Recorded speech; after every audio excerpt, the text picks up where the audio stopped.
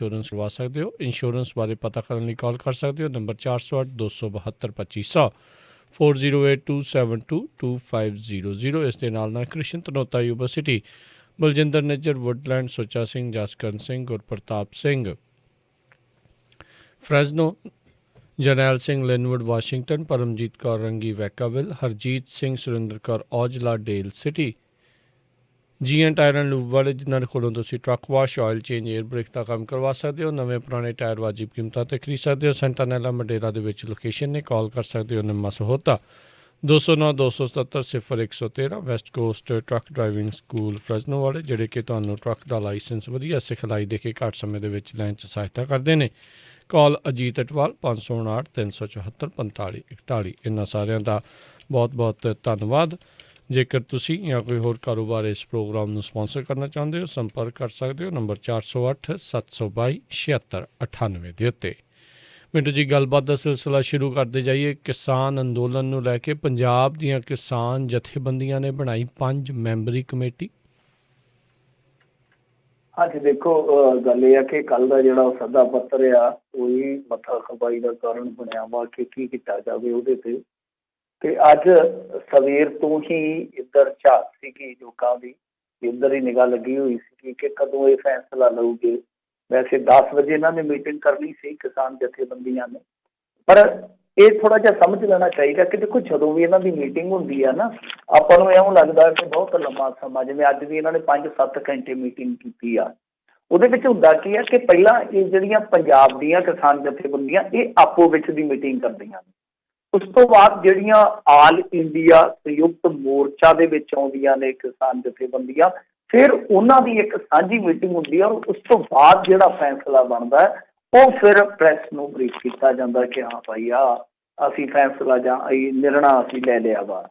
इस करके टाइम लगता। कुछ लोग सोचते कि करी जाते हो पकौड़े तो नहीं छकी जाते बच्चे वेले गल्लां मारी जाते हैं। ऐसा नहीं होता क्योंकि पहला कली कली जथेबंदी जी है वो आपो अपना विचार रखती है नुकता रखती है उस तो बाद फिर सहमति से भी बहुत ज़्यादा मथा खपाई होती है। सो इस करके बहुत लंबा समा ये मीटिंगां चलदियां ने। तो अज भी ये मीटिंग जी 5-7 घंटे चली है पर इस दरम्यान संयुक्त किसान मोर्चा के वड्डे लीडर योगेंद्र यादव के पिता जी का इंतकाल हो गया। मेरे ख्याल के नाल वो तो अज अपने पिंड सहारनवास चल गए सीगे। दूजे जिहड़े किसान आगू सीगे ते इन्हां ने जो विचार वटांदरा किया मैराथन विचार वटांदरा कहा जा सकता है। तो इहदे विच जिद्दां तुसीं कहा कि इन्हां ने फैसला करके एक 5 मैंबरी कमेटी बनाई है। ये 5 मैंबरी कमेटी है जिहड़ी वो एक बार फिर इस मुद्दे ते विचार करेगी ते कल दोपहर 2 बजे इसका फैसला दसेगी कि सरकार नाल बैठक करनी है या नहीं। तो इत्थे वो गल साफ हो गई कि 5 बंदियां की ड्यूटी ला दी कि लै भाई हुण तुसीं निर्णय कर लेना जो तुसीं करोगे। मेरे ख्याल के नाल सहमति काफ़ी ज़्यादा रही होगी ना इस मीटिंग के विच। तां इन्नी लंबी मीटिंग चली तो बावजूद इसके कोई निर्णय नहीं बन सकिया। तो अखीर फिर जिवें वो कहंदे हुंदे कि पंजां दी पंचायत तो पंजां दी पंचायत जिहड़ी बना दी गई कि तुसीं फैसला कर लो हुण की कीता जाए। वो आपां नूं भी पता है कि जिस तरह का सदा पत्र घल्लिया गया सीगा उहदे विच गल गोलमोल की गई सी। गल इस तरीके नाल कीती गई सी कि किसान जथेबंदियां नूं थोड़ा टेस्ट किया जाए कि ये गलबात के मामले च कित्थे खलोते या फिर उस तो बाद तुहानूं पता ही है सुप्रीम कोर्ट दे विच जिस तरह सुनवाई चल रही है आने वाले दिनों च सुनवाई फिर दोबारा होगी। तो किते ना किते जिहड़ियां किसान जथेबंदियां वो इस टैक्टिक नूं चंगी तरह समझदियां ने कि केंद्र सरकार की सोच के चल रही है। केंद्र सरकार की बुक्कल दे विच रेवड़ी भनण की जिहड़ी आदत वो किस तरह चल रही है क्योंकि तुसीं देखो कि अज भी नरेंद्र तोमर के दफ्तर के विच किसान जथेबंदियां हुण ये तां कहंदे कि सो काल जथेबंदियां ने वो कहंदे कि नहीं जी ये साडे पक्ष दियां उह भुगतियां ने आके।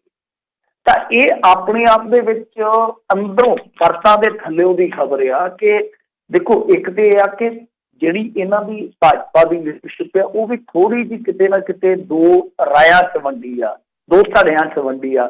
एक धड़ा ये चाहुंदा वा कि एक सहमति दित्ती जाए।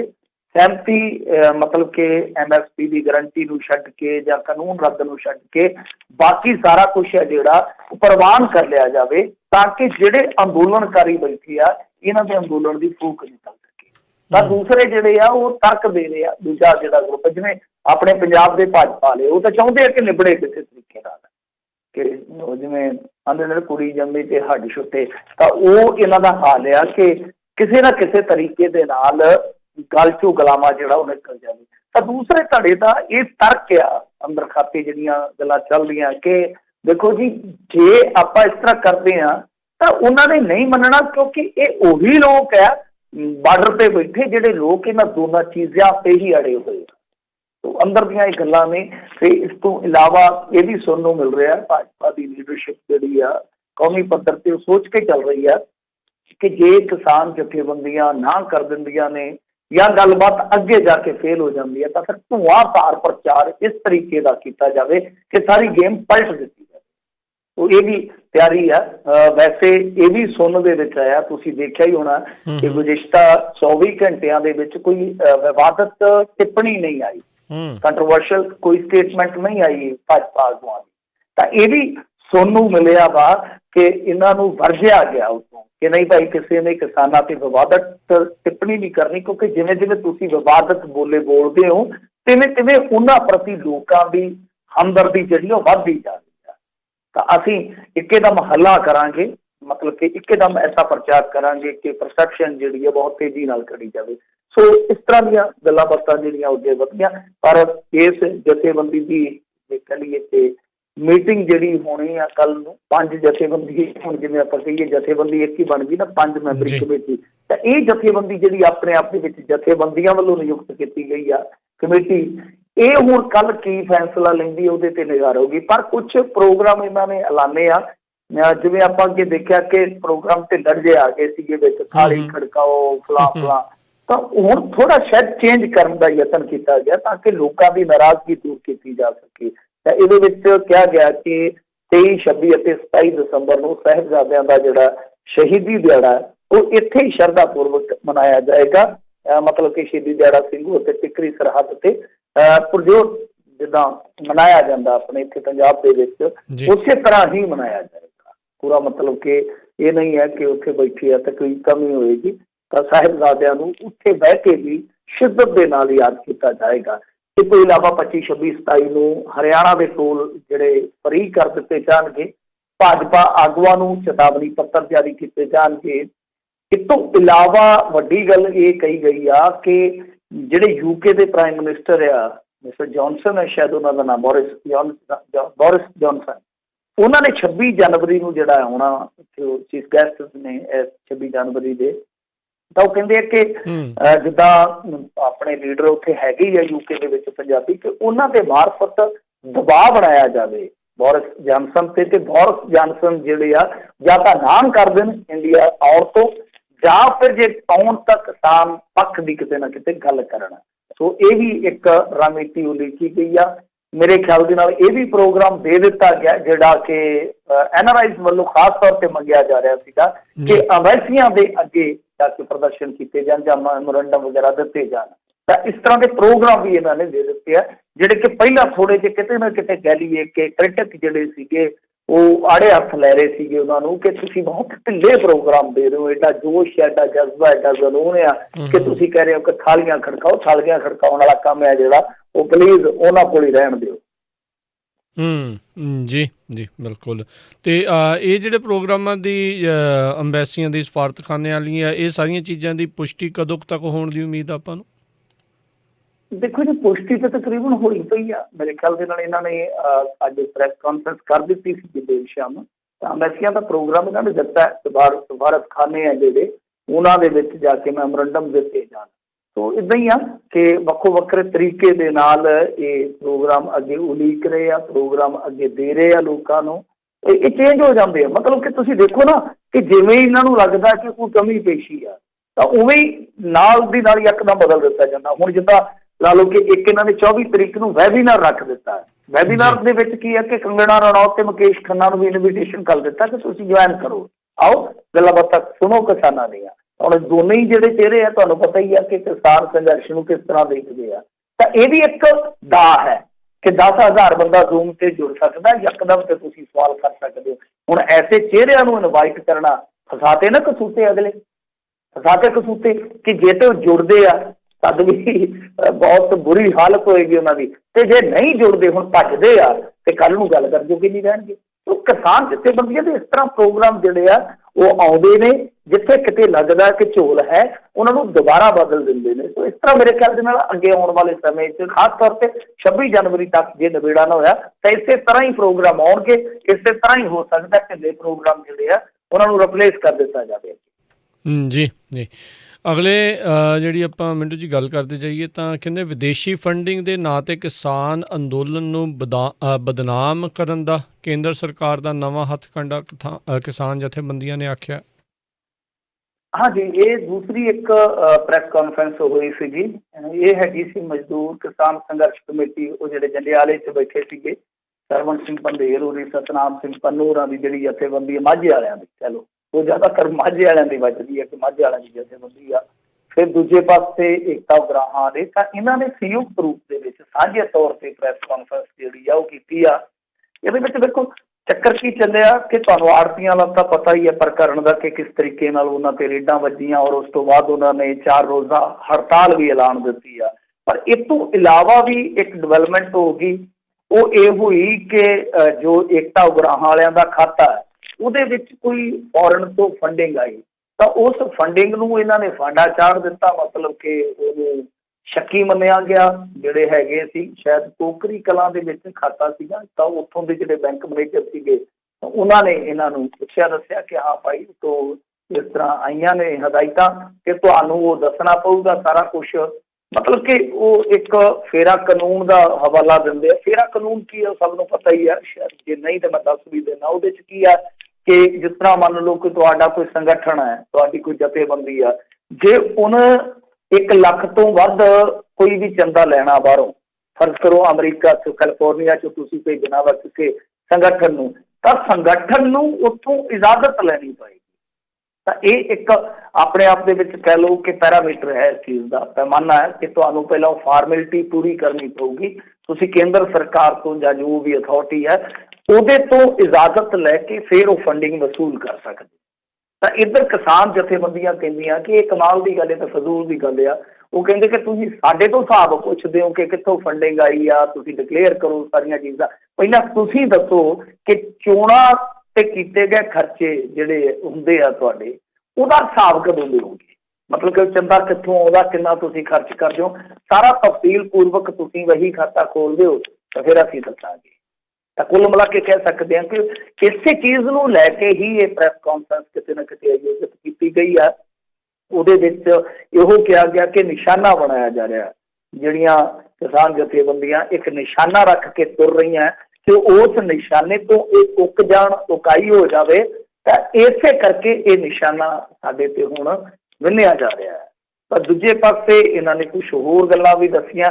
ਇਹ ਕਹਿੰਦੇ ਕਿ ਖੇਤੀ ਕਾਨੂੰਨਾਂ ਤੇ ਕੇਂਦਰ ਸਰਕਾਰ ਦੀਆਂ ਦਲੀਲਾਂ ਜਿਹੜੀਆਂ ਫੋਕੀਆਂ, ਸੰਘਰਸ਼ ਕਰ ਰਹੀਆਂ ਕਿਸਾਨ ਜਥੇਬੰਦੀਆਂ ਨੂੰ ਕੇਂਦਰ ਕਿਸਾਨ ਜਥੇਬੰਦੀਆਂ ਹੀ ਨਹੀਂ ਮੰਨਦੀ। ਮਤਲਬ ਕਿ ਉਹੀ ਗੱਲ ਆ ਜਿਵੇਂ ਆਪਾਂ ਕਹਿ ਕੇ ਹਟੇ ਹਾਂ ਕਿ ਇਹ ਕਹਿੰਦੇ ਕਿ ਸੋ ਕਾਲਡ ਉਹ ਨੇ, ਤਾਂ ਉਹ ਕਹਿੰਦੇ ਕਿ ਸੋ ਕਾਲਡ ਇਹ ਨੇ। ਸੋ ਇੱਥੇ ਆ ਕੇ ਪੇਚ ਫਸ ਜਾਂਦਾ। ਉਹ ਕਹਿੰਦੇ ਕਿ ਜੋ ਸੰਘਰਸ਼ ਕਰ ਰਹੇ ਨੇ ਇਹ ਉਹਨਾਂ ਨੂੰ ਕਿਸਾਨ ਜਥੇਬੰਦੀਆਂ ਨਹੀਂ ਮੰਨਦੇ। ਤਾਂ ਦੂਜੇ ਪਾਸੇ ਇਹਨਾਂ ਨੇ ਕਿਹਾ ਕਿ ਪੰਜਾਬ 'ਚ ਪੰਜਾਬੀਆਂ ਨੇ ਭਾਜਪਾ ਦਾ ਬਾਈਕਾਟ ਕੀਤਾ ਹੋਇਆ, ਮਤਲਬ ਕਿ ਟੋਟਲੀ ਬਾਈਕਾਟ ਕਰਕੇ ਲੋਕ ਬੈਠੇ ਹੋਏ ਆ। ਤਾਂ ਖੈਰ ਜੋ ਵੀ ਆ, ਇਹਨਾਂ ਦੀ ਪ੍ਰੈਸ ਕਾਨਫਰੰਸ ਦਾ ਮੂਲ ਮੰਤਵ ਅੱਜ ਇਹੋ ਹੀ ਰਿਹਾ। ਆੜਤੀਆਂ ਨੇ ਵੀ ਹੜਤਾਲ ਕੀਤੀ, ਉਹਦਾ ਵੀ ਦਾਣਾ ਮੰਡੀਆਂ 'ਚ ਅਸਰ ਰਿਹਾ। ਪਰ ਇੱਕ ਚੀਜ਼ ਹੋਰ ਬੜੀ ਵੇਖਣ ਵਾਲੀ ਆ, ਵਿਚਾਰਨ ਵਾਲੀ ਆ ਕਿ ਜਿਹੜੇ ਵੀਪੀ ਸਿੰਘ ਬਦਨੌਰ ਆ, ਜਿਹੜੇ ਪੰਜਾਬ ਦੇ ਗਵਰਨਰ ਆ, ਉਹਨਾਂ ਨੇ ਦੱਸਦੇ ਆ ਕਿ ਜੋ ਆ ਸ਼ਰਾਬ ਸ਼ੂਬ ਵਾਲਾ ਕੰਮ ਚੱਲਦਾ ਪਿਆ ਸੀਗਾ, ਨਕਲੀ ਫੈਕਟਰੀਆਂ ਫੜੀਆਂ ਜਾਂਦੀਆਂ ਸ਼ਰਾਬ ਬਣਾਉਣ ਵਾਲੀਆਂ, ਇਹਨਾਂ ਦੀ ਇਨਵੈਸਟੀਗੇਸ਼ਨ ਕਰਨ ਵਾਸਤੇ ਈਡੀ ਨੂੰ ਲਿਖ ਦਿੱਤਾ। ਇਹ ਬੜੀ ਹਾਲਾਂਕਿ ਮੀਡੀਆ ਦੇ ਵਿੱਚ ਇੰਨੀ ਜ਼ਿਆਦਾ ਖਬਰ ਚਰਚਿਤ ਨਹੀਂ ਹੈ, ਪਰ ਜੇ ਤੁਸੀਂ ਦੂਸਰੇ ਪੱਖ ਤੋਂ ਵੇਖੋਗੇ ਤਾਂ ਇਹੀ ਮਸਲਾ ਕਿ ਇੱਕ ਪਾਸੇ ਇਨਕਮ ਟੈਕਸ ਤੇ ਪੰਜਾਬ ਦੇ ਵਿੱਚ ਦਸਤਕ ਦੇ ਹੀ ਰਿਹਾ, ਤਾਂ ਦੂਸਰੇ ਪਾਸੇ ਜੇ ਈਡੀ ਮੰਨ ਲਓ ਇਨਵੋਲਵ ਹੁੰਦੀ ਹੈ ਕਿਸੇ ਵੀ ਗੇਮ 'ਚ। ਹਾਲਾਂਕਿ ਉਹ ਆਪਾਂ ਨੂੰ ਵੀ ਪਤਾ ਕਿ ਜਿਹੜੀਆਂ ਇਸ ਤਰ੍ਹਾਂ ਦੀਆਂ ਫੈਕਟਰੀਆਂ ਨੇ ਉਹਨਾਂ ਨੂੰ ਚਲਾਉਣ ਵਾਲੇ ਕੌਣ ਆ, ਉਹਨਾਂ ਦੇ ਪਿੱਛੇ ਖੜਨ ਵਾਲੇ ਕੌਣ ਆ, ਉਹ ਸਭ ਕੁਛ ਆਪਾਂ ਨੂੰ ਪਤਾ ਹੈ। ਤਾਂ ਉਹਦੇ ਨਾਲ ਇੱਕ ਐਕਸਟਰਾ ਕਿਤੇ ਨਾ ਕਿਤੇ ਸਰਕਾਰ ਤੇ ਵੀ ਦਬਾਅ ਬਣਾਉਣ ਦਾ ਯਤਨ ਕੀਤਾ ਜਾ ਰਿਹਾ, ਕਿਉਂਕਿ ਦੋਸ਼ ਇਹ ਲੱਗਦੇ ਤੱਥ ਵਾਸਤੇ ਕਿ ਸੱਤਾਧਾਰੀਆਂ ਦੇ ਨਜ਼ਦੀਕੀਆਂ ਦੇ ਹੀ ਜ਼ਿਆਦਾ ਉਹ ਕੰਮ ਕਰ ਚੱਲਿਆ ਵਾ। ਕਿਉਂਕਿ ਜੇ ਤੇ ਅੱਗੇ ਇਨਵੈਸਟੀਗੇਸ਼ਨ ਇਹਨਾਂ ਨੇ ਕਰਾਉਣੀ ਹੁੰਦੀ, ਦੇਖੋ ਕਦੋਂ ਦੇ ਬੰਦੇ ਮਰੇ ਵਿਚਾਰੇ, ਕਦੋਂ ਦੇ ਘਰ ਉਜੜੇ ਆ, ਉਹ ਸਾਰਾ ਕੁਝ ਉਦੋਂ ਹੀ ਕੀਤਾ ਜਾ ਸਕਦਾ ਸੀ, ਪਰ ਮੌਕਾ ਬਣਾਇਆ ਗਿਆ। ਤਾਂ ਹੁਣ ਦੱਸਦੇ ਆ ਕਿ ਗਵਰਨਰ ਸਾਹਿਬ ਨੇ ਲਿਖ ਦਿੱਤਾ, ਕਿਉਂਕਿ ਆਮ ਆਦਮੀ ਪਾਰਟੀ ਨੇ ਮੰਗ ਕੀਤੀ ਸੀਗੀ ਤੇ ਚੀਮਾ ਸਾਹਿਬ ਹੁਣ ਇਸ ਗੱਲ ਦੀ ਪੁਸ਼ਟੀ ਕਰਦੇ ਪਏ ਨੇ। ਕਹਿੰਦੇ ਆ ਕਿ ਦੇਖੋ ਜੀ, ਗਵਰਨਰ ਸਾਹਿਬ ਨੇ ਸਾਡੀ ਮੰਗ ਪੂਰੀ ਕਰ ਲਈ ਹੈ ਤੇ ਈਡੀ ਨੂੰ ਇਨਵੈਸਟੀਗੇਸ਼ਨ ਵਾਸਤੇ ਲਿਖ ਦਿੱਤਾ ਗਿਆ ਵਾ। ਤਾਂ ਇਹ ਆਪਣੇ ਆਪ ਦੇ ਵਿੱਚ ਨਵੀਂ ਡਿਵੈਲਪਮੈਂਟ ਮੰਨੀ ਜਾ ਸਕਦੀ ਆ। ਅੱਜ ਜੇ ਪੰਜਾਬ ਦੇ ਲਿਹਾਜ਼ ਨਾਲ ਦੇਖੀਏ ਤਾਂ ਆਉਣ ਵਾਲੇ ਦਿਨਾਂ ਦੇ ਵਿੱਚ ਸੈਂਟਰਲ ਏਜੰਸੀਆਂ ਜਿਹੜੀਆਂ ਨੇ ਉਹ ਇੱਥੇ ਵਾਹਵਾ ਗੇੜੇ ਘੱਟਦੀਆਂ, ਧੂੜ ਫੱਕਦੀਆਂ ਵੇਖੀਆਂ ਜਾ ਸਕਦੀਆਂ ਨੇ, ਕਿਉਂਕਿ ਆੜ੍ਹਤੀ ਹੋ ਗਏ, ਕਿਸਾਨ ਜਥੇਬੰਦੀਆਂ ਵਾਲੇ ਹੋ ਗਏ। ਤਾਂ ਮੇਰਾ ਤਾਂ ਇਹ ਵੀ ਮੰਨਣਾ ਹੈ ਕਿ ਆਉਣ ਵਾਲੇ ਸਮੇਂ ਦੇ ਵਿੱਚ ਦੇਖੋ ਜਿਹੜੇ ਕਿਸਾਨ ਆਗੂ ਜਾਂ ਜਿਹੜੇ ਗਾਇਕ ਅੱਗੇ ਲੱਗੇ ਆ, ਇਸੇ ਤਰ੍ਹਾਂ ਇਹਨਾਂ ਦਾ ਵੀ ਪਿੱਛਾ ਕਰਦੀਆਂ ਨਜ਼ਰ ਆਉਣਗੀਆਂ ਏਜੰਸੀਆਂ। ਜੀ ਜੀ ਜੀ। ਅਗਲੀ ਮਿੰਟੂ ਜੀ ਆਪਾਂ ਗੱਲ ਕਰਦੇ ਜਾਈਏ। ਕਹਿੰਦੇ ਖੇਤੀ ਕਾਨੂੰਨਾਂ ਨੂੰ ਕਿਸਾਨ ਹਿਤੈਸ਼ੀ ਦੱਸਣ ਲਈ ਭਾਜਪਾ ਦੇ ਪੰਜਾਬ ਦੇ ਨਾਮੀ ਫੋਟੋਗ੍ਰਾਫਰ ਦੀ ਬਿਨਾਂ ਪੁੱਛੇ ਵਰਤੀ ਗਈ ਤਸਵੀਰ। ਹਾਂਜੀ, ਉਹ ਮੁੰਡਾ ਹੈਗਾ ਹਰਪ ਫਾਰਮਨ, ਤੁਸੀਂ ਜਾਣਦੇ ਹੋਵੋਗੇ ਸਾਰੇ। ਉਹ ਇਸ ਤਰ੍ਹਾਂ ਦੀਆਂ ਫੋਟੋਆਂ ਆਪ ਵੀ ਕਰਦਾ ਤੇ ਹੈ ਵੀ ਫੋਟੋਗ੍ਰਾਫਰ ਬੰਦਾ। ਉਹ ਅਫਲਾਤੂਨ ਹੀ ਆ, ਆਲਰਾਊਂਡਰ ਹੀ ਆ, ਫਿਲਮਾਂ ਦੇ ਵਿੱਚ ਵੀ ਆਇਆ, ਗਾਣਿਆਂ ਗੂਣਿਆਂ ਨੂੰ ਵੀ ਕਰਦਾ, ਮਤਲਬ ਕਿ ਆਲਰਾਊਂਡਰ ਆ ਮੁੰਡਾ। ਤਾਂ ਉਹਦੀ ਫੋਟੋ ਜਿਹੜੀ ਆ ਵਰਤ ਲਈ ਗਈ ਇਹਨਾਂ ਵੱਲੋਂ। ਇੱਕ ਇਸ਼ਤਿਹਾਰ ਜਿਵੇਂ ਅੱਜ ਕੱਲ੍ਹ ਲਾ ਰਹੇ ਆ ਜ਼ੋਰ ਇਸ਼ਤਿਹਾਰਬਾਜ਼ੀ ਤੇ ਅਖਬਾਰਾਂ ਦੇ ਵਿੱਚ ਵੀ ਦਿੱਤੇ ਜਾ ਰਹੇ, ਅਡਾਨੀ ਵੱਲੋਂ ਕਿ ਨਹੀਂ ਜੀ ਆਹ ਝੂਠ ਆ, ਸਰਕਾਰ ਵੱਲੋਂ ਵੀ ਕਿ ਨਹੀਂ ਜੀ ਆਹ ਝੂਠ ਆ। ਉਸੇ ਤਰ੍ਹਾਂ ਜਿਹੜੀ ਇੱਥੋਂ ਦੀ ਲੋਕਲ ਭਾਜਪਾ ਦੀ ਇਕਾਈ ਆ, ਉਹ ਵੀ ਆਪਣੇ ਫੇਸਬੁੱਕ ਪੇਜ ਤੇ ਸਵੇਰ ਤੋਂ ਲੈ ਕੇ ਸ਼ਾਮ ਤੱਕ ਇਹੋ ਹੀ ਦਵਾਈ ਦਿੰਦੀ ਆ ਕਿ ਨਹੀਂ ਜੀ ਆਹ ਠੀਕ ਹੈ, ਸਾਡਾ ਪੱਖ ਆਹ ਠੀਕ ਆ। ਤਾਂ ਉਸੇ ਸਿਲਸਿਲੇ ਦੇ ਵਿੱਚ ਇਹਨਾਂ ਨੇ ਹਰਪ੍ਰੀਤ ਆ ਮੁੰਡੇ ਦਾ ਨਾਂ ਪੂਰਾ, ਤੇ ਉਹ ਹਾਰਪ ਫਾਰਮਰ ਵੱਜਦਾ ਵੈਸੇ ਉਹਦਾ ਨਿੱਕ ਨਾਂ ਆ। ਤਾਂ ਉਹ ਮੁੰਡਿਆ ਜਿਹੜਾ ਕਿ ਇਸ ਤਰ੍ਹਾਂ ਕਿਸਾਨ ਬਣ ਕੇ ਕਈ ਵਾਰ ਫੋਟੋਆਂ ਕਰਾਉਂਦਾ ਤੇ ਕਈ ਮੌਕਿਆਂ ਤੇ ਉਹਦੀ ਫੋਟੋ ਯੂਜ਼ ਹੁੰਦੀ ਆ। ਤਾਂ ਇਹਨਾਂ ਨੇ ਜਦੋਂ ਇਸ਼ਤਿਹਾਰ 'ਚੋਂ ਫੋਟੋ ਯੂਜ਼ ਕਰ ਲਈ ਤਾਂ ਉਹਨੇ ਫਿਰ ਉੱਥੋਂ ਇੱਕ ਬੜੀ ਕਰੜੀ ਟਿੱਪਣੀ ਕੀਤੀ। ਉਹ ਕਹਿੰਦਾ ਕਿ ਪਾਪਾ ਤੁਹਾਡਾ ਤਾਂ ਸਿੰਘ ਬਾਰਡਰ ਤੇ ਬੈਠਾ, ਇਹ ਤੁਸੀਂ ਹੱਦ ਹੀ ਕਰੀ ਜਾਂਦੇ ਹੋ, ਮਤਲਬ ਕਿ ਤੁਹਾਨੂੰ ਸ਼ਰਮ ਆਉਣੀ ਚਾਹੀਦੀ ਆ ਕਿ ਮੈਂ ਤਾਂ ਇੱਥੇ ਬੈਠਾ, ਤੁਸੀਂ ਮੇਰੀ ਫੋਟੋ ਯੂਜ਼ ਕਰੀ ਜਾਂਦੇ ਹੋ ਇਹਨਾਂ ਬਿੱਲਾਂ ਦੇ ਹੱਕ ਦੇ ਵਿੱਚ ਆਪਣੇ ਇਸ਼ਤਿਹਾਰ ਭੁਗਤਾਉਣ ਵਾਸਤੇ। ਤਾਂ ਉਸ ਤੋਂ ਬਾਅਦ ਬੜੀ ਫਜ਼ੀਅਤ ਹੋਈ ਭਾਰਤੀ ਜਨਤਾ ਪਾਰਟੀ ਦੀ। ਤੁਸੀਂ ਉਸ ਪੋਸਟ ਨੂੰ ਜਾ ਕੇ ਜੇ ਦੇਖੋਗੇ ਇਹਨਾਂ ਦੇ ਜਾ ਕੇ ਉੱਥੇ ਪੇਜ ਤੇ, ਤਾਂ ਥੱਲੇ ਬਹੁਤ ਦਰਜਨਾਂ ਹੀ ਕਮੈਂਟ ਨੇ, ਬਹੁਤ ਲਾਹਨਤਬਾਜ਼ੀ ਹੋਈ ਪਈ ਆ। ਪਰ ਕੀ ਕਰੀਏ, ਇਹਨਾਂ ਨੂੰ ਆਦਤ ਹੈ ਹੁਣ ਇਸ ਤਰ੍ਹਾਂ ਦੀ।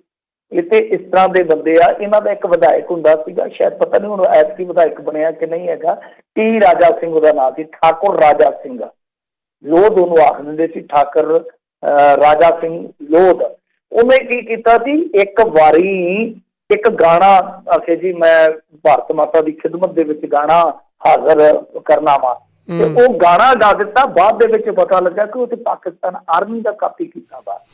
ਉਹ ਕਾਪੀ ਵੀ ਜਿਹੜੀ ਕਰਦੇ ਆ ਉਹ ਬੜੇ ਅੰਧਾ ਧੁੰਦ ਤਰੀਕੇ ਨਾਲ, ਜਿਵੇਂ ਫਿਲਮ ਆਈ ਸੀ ਨਾ ਅੰਧਾ ਧੁੰਦ ਤਰੀਕੇ ਨਾਲ ਹੀ ਕਰਦੇ। ਇਹਨਾਂ ਨੂੰ ਪਤਾ ਹੀ ਨਹੀਂ ਲੱਗਦਾ ਕਿ ਕਾਪੀ ਵੀ ਜਿਹੜੀ ਆ, ਉਹ ਕਹਿੰਦੇ ਹੁੰਦੇ ਨਾ ਕਿ ਨਕਲ ਵੀ ਅਕਲ ਨਾਲ ਹੁੰਦੀ ਆ। ਸੋ ਪਹਿਲਾਂ ਇੱਕ ਇਸੇ ਤਰ੍ਹਾਂ ਇਸ਼ਤਿਹਾਰ ਯੂਜ਼ ਕੀਤਾ ਸੀਗਾ, ਉਹਦੇ ਵਿੱਚ ਬਹੁਤ ਵੱਡੇ ਸਮਾਜ ਸੇਵੀ ਆ ਚੰਦਬਾਜਾ ਹੋਣੀ, ਗੁਰਪ੍ਰੀਤ ਸਿੰਘ ਜੀ ਚੰਦਬਾਜਾ, ਉਹਨਾਂ ਦੀ ਫੋਟੋ ਯੂਜ਼ ਕੀਤੀ ਸੀ। ਉਹਨਾਂ ਨੇ ਵੀ ਬਹੁਤ ਜ਼ਿਆਦਾ ਹਰਖ ਮਨਾਇਆ ਸੀ ਇਸ ਚੀਜ਼ ਦਾ। ਤਾਂ ਦੇਰ ਸ਼ਾਮ ਤੱਕ ਐਡਵੋਕੇਟ ਹਾਕਮ ਸਿੰਘ ਉਹ ਫਾਰਮ ਦੇ ਵਿੱਚ ਆ ਗਏ ਆ, ਤੁਹਾਨੂੰ ਪਤਾ ਹੀ ਆ ਉਹ ਇਸ ਤਰ੍ਹਾਂ ਦੇ ਮਾਮਲਿਆਂ ਨੂੰ ਲੈਂਦੇ ਆ ਰਹੇ ਅਸੀਂ। ਤਾਂ ਉਹਨਾਂ ਨੇ ਭਾਜਪਾ ਦੀ ਲੋਕਲ ਇਕਾਈ ਨੂੰ ਨੋਟਿਸ ਕਰ ਦਿੱਤਾ, ਮਤਲਬ ਕਿ ਉਹਨਾਂ ਵੱਲੋਂ ਨੋਟਿਸ ਭੇਜ ਦਿੱਤਾ ਗਿਆ, ਲੀਗਲ ਨੋਟਿਸ, ਜਾਂ ਤਾਂ ਮਾਫੀ ਮੰਗੋ, ਅਦਰਵਾਈਜ਼ ਭਾਈ ਮੁਕੱਦਮੇ ਦਾ ਸਾਹਮਣਾ ਕਰੋ। ਕਿਉਂਕਿ ਦੇਖੋ ਕਿਸੇ ਦੀ ਫੋਟੋ ਤੁਸੀਂ ਬਿਨਾਂ ਇਜਾਜ਼ਤ ਤੋਂ ਯੂਜ਼ ਨਹੀਂ ਕਰ ਸਕਦੇ। ਔਰ ਇਹ ਗੱਲ ਮੇਰੇ ਖਿਆਲ ਦੇ ਨਾਲ ਰਿਲਾਇੰਸ ਵਾਲੇ ਵੀ ਬੜੀ ਭਲੀ ਭਾਂਤੀ ਜਾਣਦੇ ਆ, ਜੀਓ ਵਾਲੇ। ਇਹਨਾਂ ਦੀਆਂ ਤੇ ਜੁੱਲੀਆਂ ਵਿਕਾਤੀਆਂ ਸੀ ਕੇਂਦਰ ਸਰਕਾਰ ਨੇ। ਤੁਹਾਨੂੰ ਯਾਦ ਹੋਣਾ ਇਹਨਾਂ ਨੇ ਮੋਦੀ ਦੀ ਫੋਟੋ ਯੂਜ਼ ਕਰ ਲਈ ਸੀ ਆਉਂਦਿਆਂ, ਤੇ 500 ਰੁਪਈਆ, ਹਾਂ 500 ਰੁਪਈਆ ਅੰਬਾਨੀਆਂ ਨੂੰ ਜੁਰਮਾਨਾ ਹੋਇਆ ਸੀਗਾ ਕਿ ਤੁਸੀਂ ਬਿਨਾਂ ਪੁੱਛੇ ਤੋਂ ਪ੍ਰਧਾਨ ਮੰਤਰੀ ਦੀ ਫੋਟੋ ਕਿਵੇਂ ਯੂਜ਼ ਕਰਨੀ ਆ। ਜੀ ਜੀ ਜੀ। ਅਗਲੀ ਗੱਲ ਕਰਦੇ ਜਾਈਏ ਤੇ ਕਹਿੰਦੇ ਯੂਪੀ ਪੁਲਿਸ ਵੱਲੋਂ ਹਿਰਾਸਤ ਵਿੱਚ ਲਏ ਗਏ ਕਿਸਾਨ। ਹਾਂਜੀ, ਦੇਖੋ ਇਹ ਬੜੀ ਇੱਕ ਕਹਿ ਲਈਏ ਕਿ ਅਜੀਬੋ-ਗਰੀਬ ਦੀ ਖਬਰ ਆਈ ਆ ਦੇਰ ਸ਼ਾਮ, ਕਿਉਂਕਿ ਜਿਹੜੇ ਹੈਗੇ ਮਨਜਿੰਦਰ ਸਿੰਘ ਸਿਰਸਾ ਉਹ ਉੱਥੋਂ ਲਾਈਵ ਹੋ ਰਹੇ ਸੀਗੇ, ਹਿੰਦੀ ਮੀਡੀਆ ਕੋਲ ਗੁਹਾਰ ਲਾ ਰਹੇ ਸੀਗੇ ਕਿ ਭਾਈ ਸਾਡੀ ਖਬਰ ਲਾਓ, ਬਹੁਤ ਮੰਦੜਾ ਹਾਲ ਆ। ਉਹ ਕਹਿੰਦੇ ਕਿ 600 ਟਰੈਕਟਰ ਟਰਾਲੀ ਤੇ ਅਸੀਂ ਤਕਰੀਬਨ ਕੋਈ 2-3 ਹਜ਼ਾਰ ਕਿਸਾਨ ਹੈ ਜਿਹੜਾ ਇੱਧਰ ਨੂੰ ਆ ਰਹੇ ਸੀਗੇ, ਤਾਂ ਉੱਥੇ ਰੋਕਿਆ ਗਿਆ। ਸ਼ਾਇਦ ਮੁਰਾਦਾਬਾਦ ਪੁਲਿਸ ਦਾ ਕਹਿ ਰਹੇ ਸੀਗੇ, ਤੇ ਉੱਥੇ ਰੋਕਿਆ ਗਿਆ ਵਾ। ਔਰ ਇੱਥੇ ਸਾਡੇ ਜਿੱਥੇ ਮਤਲਬ ਕਿ ਟਰੈਕਟਰ ਵਗੈਰਾ ਰੁਕੇ ਆ, ਕਿਸਾਨ ਰੁਕੇ ਆ, ਉਹਨਾਂ ਰੋਟੀ ਪਾਣੀ ਵਾਸਤੇ ਜੋ ਨੇੜੇ ਢਾਬੇ ਵਗੈਰਾ ਸੀਗੇ ਉਹ ਵੀ ਹੋਟਲ ਬੰਦ ਕਰ ਦਿੱਤੇ ਗਏ ਆ। ਲਾਈਟਾਂ ਵੀ ਬੁਝਾ ਦਿੱਤੀਆਂ ਗਈਆਂ ਉੱਥੇ ਜੋ ਸੜਕ ਤੇ ਜਗ ਰਹੀਆਂ ਸੀਗੀਆਂ। ਤਾਂ ਕਹਿੰਦੇ ਕਿ ਹੁਣ ਅਸੀਂ ਲਾਈਵ ਟੋਲ ਤੇ ਆ ਕੇ ਹੋ ਰਹੇ ਆ। ਤਾਂ ਉਹਨਾਂ ਨੇ ਦੱਸਿਆ ਕਿ ਇਹ ਯੂਪੀ ਦੀ ਪੁਲਿਸ ਜਿਹੜੀ ਆ, ਜੋ ਕਿਸਾਨ ਗਾਜ਼ੀਪੁਰ ਬਾਰਡਰ ਨੂੰ ਜਾਣਾ ਚਾਹੁੰਦੇ ਆ, ਇਹਨਾਂ ਨੂੰ ਰੋਕ ਰਹੇ ਆ। ਤਾਂ ਉਹ ਸਿੱਧੇ ਤੌਰ ਤੇ ਕਹਿ ਵੀ ਰਹੇ ਆ ਕਿ ਦੇਖੋ ਜੀ, ਇਹ ਤੇ ਕਾਨੂੰਨ ਦਾ ਉਲੰਘਣ ਆ। ਪਰ ਹੁਣ ਪਤਾ ਨਹੀਂ ਦੇਰ ਸ਼ਾਮ ਤੋਂ ਬਾਅਦ ਕਿ ਉਹਨਾਂ ਕਿਸਾਨਾਂ ਨੂੰ ਦਿੱਲੀ ਵੱਲ ਕੂਚ ਕਰਨ ਦਾ ਉਹਨਾਂ ਨੇ ਮੌਕਾ ਦਿੱਤਾ ਹੈ ਜਾਂ ਨਹੀਂ ਦਿੱਤਾ। ਹਾਲਾਂਕਿ ਮਨਜਿੰਦਰ ਸਿੰਘ ਸਿਰਸਾ ਨੇ ਤੇ ਇਹ ਵੀ ਦੋਸ਼ ਲਾਇਆ ਕਿ ਸਾਡੇ ਇੱਕ ਨੌਜਵਾਨ ਕਿਸਾਨ ਦੀ ਬਾਂਹ ਵੀ ਤੋੜ ਦਿੱਤੀ ਗਈ ਆ ਪੁਲਿਸ ਵੱਲੋਂ।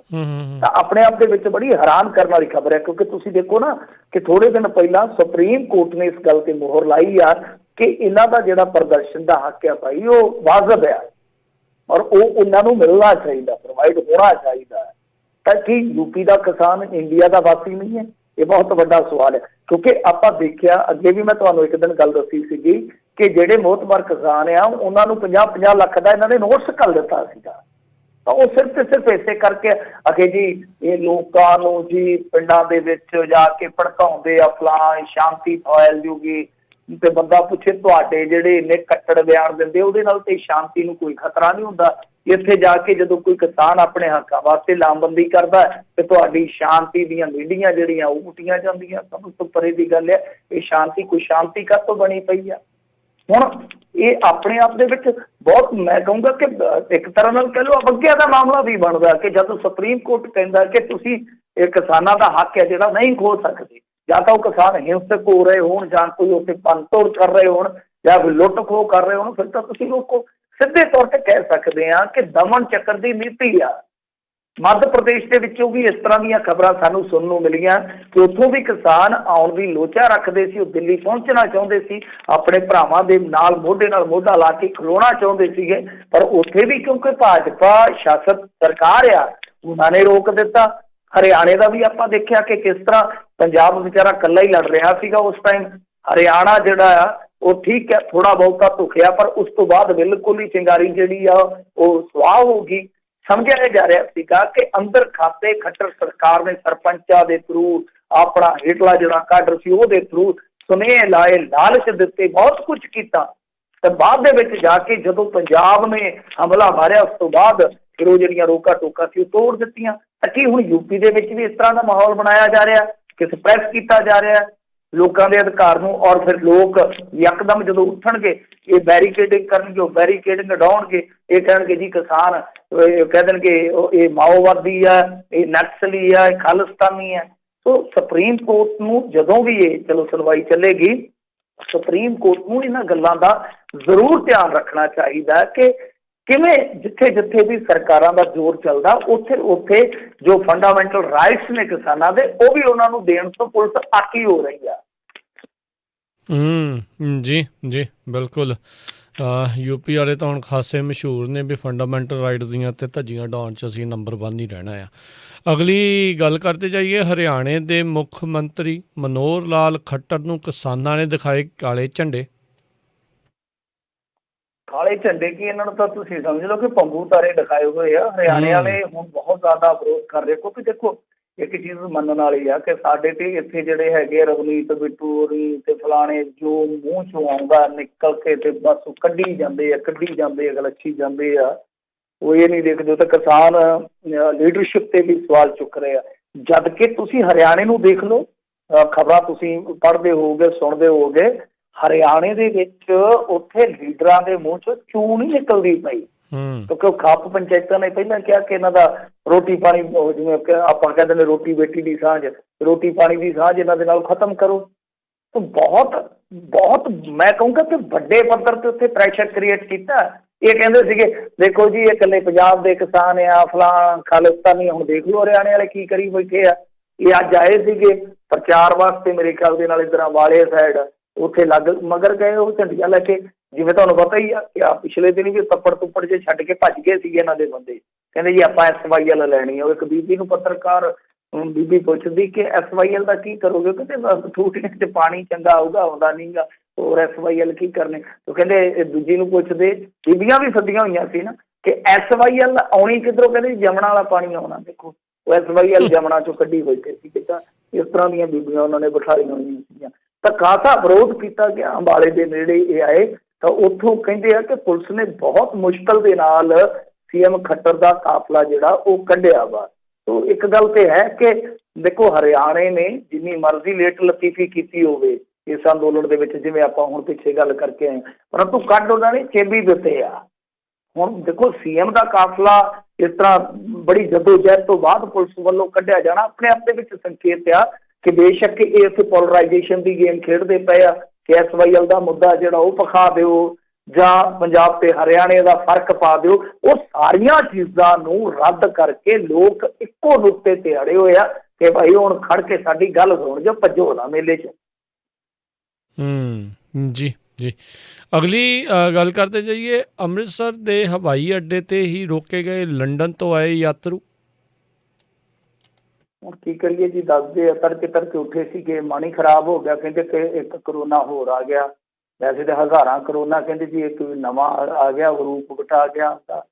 ਤੇ ਉਹ ਜਿਹੜੇ ਵਿਚਾਰੇ ਵੈਕਸੀਨ ਬਣਾ ਕੇ ਬੈਠੇ ਸੀਗੇ, ਹੁਣ ਤੁਹਾਨੂੰ ਪਤਾ ਹੀ ਆ, ਚਾਹੇ ਆਕਸਫੋਰਡ ਵਾਲੇ ਹੋਣ, ਫਾਈਜ਼ਰ ਵਾਲੇ ਹੋਣ, ਉਹ ਤੇ ਰਗੜੇ ਗਏ। ਕਿਉਂਕਿ ਇਹ ਕਹਿੰਦੇ ਆ ਕਿ ਜਿਵੇਂ ਉਹ ਸਪਾਈਕ ਪ੍ਰੋਟੀਨ ਹੁੰਦੇ ਆ ਜਿਹੜੇ ਜਿਨ੍ਹਾਂ ਦੇ ਨਾਲ ਚਿੰਬੜਦਾ ਜਾਵੇ, ਤਾਂ ਇਹ ਜਿਹੜੀਆਂ ਕੁਝ 2-3 ਵੈਕਸੀਨ ਇਸ ਤਰ੍ਹਾਂ ਦੀਆਂ ਸੀਗੀਆਂ ਜਿਹੜੀਆਂ ਕਿ ਉਹਨੂੰ ਚਿੰਬੜਨ ਤੋਂ ਰੋਕਦੀਆਂ ਸੀਗੀਆਂ। ਮਤਲਬ ਕਿ ਉਹਨਾਂ ਆ ਸਾਰਾ ਇਸ ਤਰ੍ਹਾਂ ਦਾ ਪੈਟਰਨ ਸੀ ਕੰਮ ਕਰਨ ਦਾ।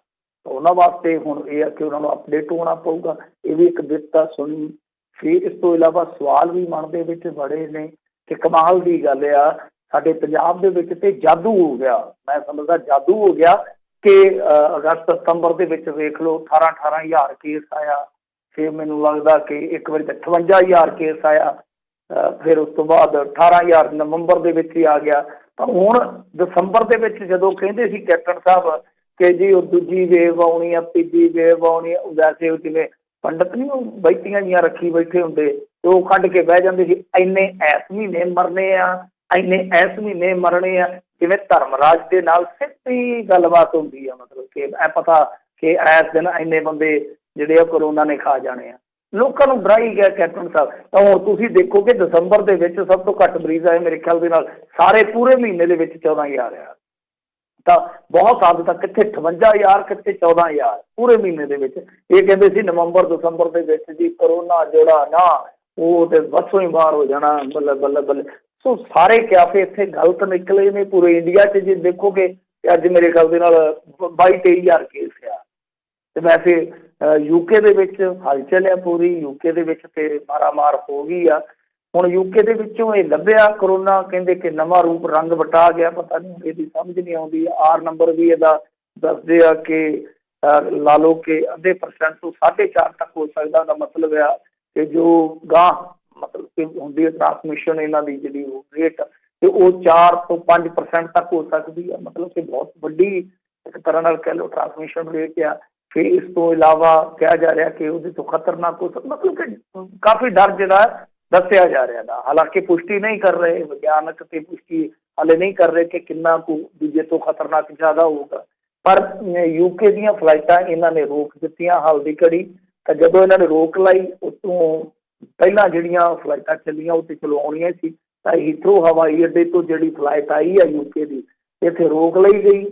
ਰੋਕ ਕੇ ਉਹ ਜਿਹੜੇ ਹੈਗੇ ਸੀਗੇ ਮੁਸਾਫਰ ਮੇਰੇ ਖਿਆਲ ਦੇ ਨਾਲ 250-300 ਉਹਨਾਂ ਨੂੰ ਕਿਹਾ ਕਿ ਟੈਸਟ ਕਰਾਓ। ਉਹ ਕਾਫੀ ਤਰਲਾ ਤੁਰਲਾ ਮਾਰਦੇ ਰਹੇ ਕਿ ਵੇਖੋ ਯਾਰ ਗੱਲ ਇਹ ਆ ਕਿ ਅਸੀਂ ਉੱਥੋਂ ਕਰਾ ਕੇ ਨਿਕਲੇ ਆ ਤੇ ਸਾਰੇ ਹੀ ਜਿਹੜੇ ਆ ਵੀ ਨੈਗੇਟਿਵ ਆ ਤੇ ਹੁਣ ਤੁਸੀਂ ਆ ਕੇ ਸਾਨੂੰ ਸਿਆਪਾ ਪਾ ਦਿੱਤਾ।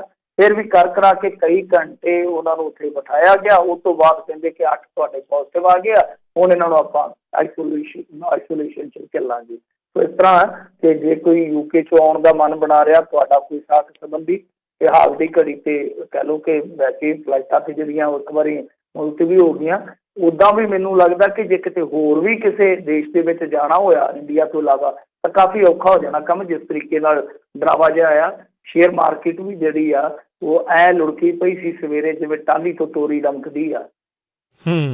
ਜੀ ਜੀ। ਤੇ ਮਿੰਟੂ ਜੀ ਬਹੁਤ ਬਹੁਤ ਤੁਹਾਡਾ ਧੰਨਵਾਦ, ਤੁਸੀਂ ਸਾਡੇ ਨਾਲ ਜੁੜੇ ਇਹਨਾਂ ਖਬਰਾਂ ਬਾਰੇ ਜਾਣਕਾਰੀ ਦਿੱਤੀਆਂ। ਮਿਹਰਬਾਨੀ, ਸ਼ੁਕਰੀਆ, ਸਤਿ ਸ਼੍ਰੀ ਅਕਾਲ। ਤੇ ਸੋ ਤੇ ਮਿਲਦੇ ਹਾਂ ਕੱਲ ਨੂੰ ਇਸੇ ਸਮੇਂ ਅਗਲੀ ਵਾਰ ਤੱਕ ਲਈ ਮੇਰੇ ਵੱਲੋਂ ਵੀ ਤੁਹਾਨੂੰ ਸਭ ਨੂੰ ਸਤਿ ਸ਼੍ਰੀ ਅਕਾਲ। ਸੁਣਦੇ ਰਹੋ ਪੰਜਾਬੀ ਰੇਡੀਓ USA।